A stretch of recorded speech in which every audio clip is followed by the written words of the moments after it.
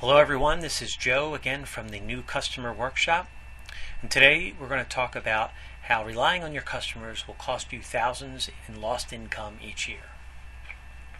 So if you had a choice between gaining a new customer or getting more business from an existing customer, which would you prefer to do?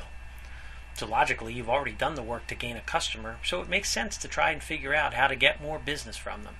Yet, many businesses focus on what we call the top of the funnel, bringing in new business.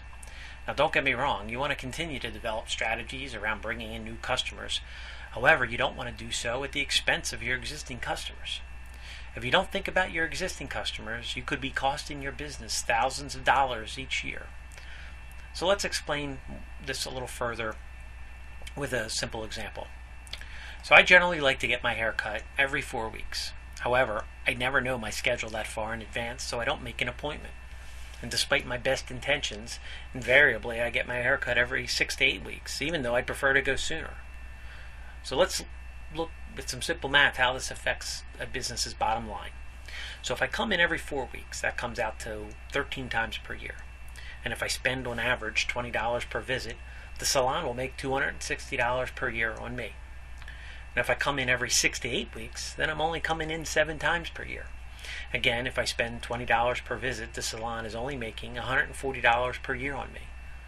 The salon is leaving $120 on the table, even though I'd actually gladly spend it. If they have 200 regular customers that spend on average $20, then they're potentially losing tens of thousands of dollars each year. Now this example is a little contrived. Not everyone wants to come in every 4 weeks, and not everyone spends $20. But at the same time, a successful salon probably has more than 200 regular customers. The point is that relying on your customers to reach out to you is costing your business money. And the thing is, it's really a simple problem to solve. All you need to do is reach out to your customers on a regular basis. And car dealers already understand the power of this. They send out a mailing every few months reminding owners to bring in their car for service. This technique, though, doesn't just work for car dealers. If you're in any business where you know the names of your customers, you can take advantage of this. Hair salons can contact their customers every few weeks to set up an appointment. Tanning salons can reach out to their customers seasonally to invite them back. Dentist offices follow up with their customers every 6 months for a checkup.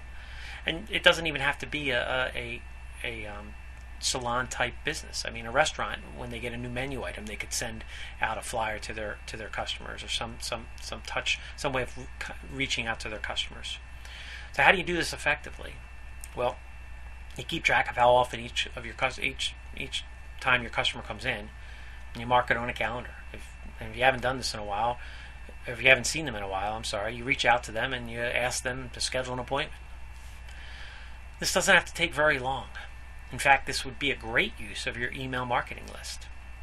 And even if you don't have an email marketing list, a phone call works just as well. But you should be using your email marketing list, and I've mentioned that before. It's really your email marketing list is going to be a really powerful direct marketing channel. So if you haven't begun your email marketing list, I encourage you again to begin asking each and every customer that comes in for their email address. Now, you may not get every customer to make an appointment, but you'll get some. And even the ones that don't make an appointment still just had an interaction with your business, which is always good. Most businesses already understand the value of following up with their customers. What separates the successful businesses from the rest is that they take consistent action to bring those customers back.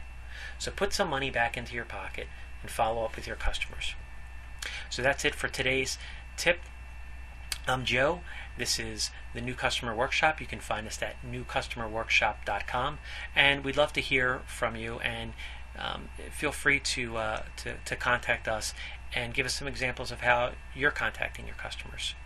That's it for today's episode, and we'll be back soon.